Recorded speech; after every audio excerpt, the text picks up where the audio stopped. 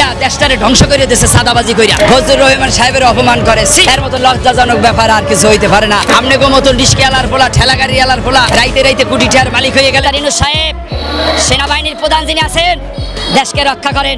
এই বাংলাদেশ বর্তমানে সেনাবাহিনীর পক্ষে নিরাপত্তা। আওয়ামী লীগ আছে, আওয়ামী লীগ থাকবে, সামনে নির্বাচন ইনশাআল্লাহ করবে। রাজধানীর সংসদ ভবন এলাকায় ঝটিকা মিছিল করেছে কার্যক্রম নিষিদ্ধ থাকা আওয়ামী লীগের নেতাকর্মীরা।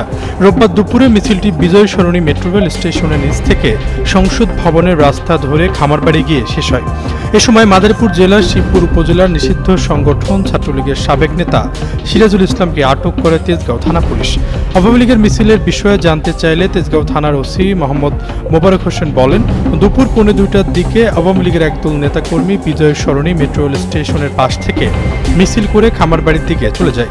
তাৎক্ষণিক পুলিশ খবর পেয়ে মাদারীপুরের শিবচরের বাসিন্দা ছাত্রলীগের সাবেক নেতা সিরাজুল ইসলামকে ব্যানার সহ আটক করা হয়।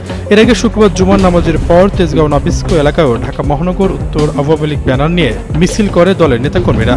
তার আগে 31 আগস্ট ধানমন্ডির 27 নম্বর রোডে রাফা প্লাজা সংলগ্ন রাস্তা থেকে শঙ্করের বাংলাদেশ আই হসপিটালের সামনে সড়ক পর্যন্ত মিছিল করতে দেখা যায় তাদের।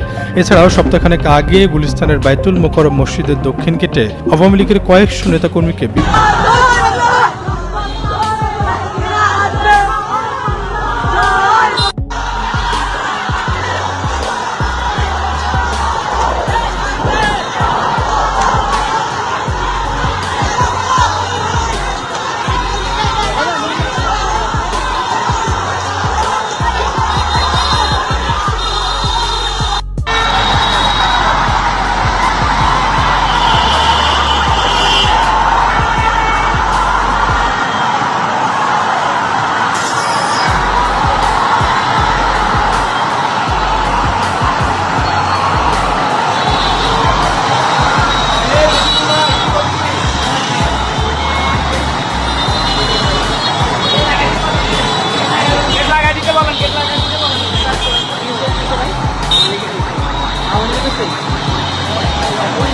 Thank you.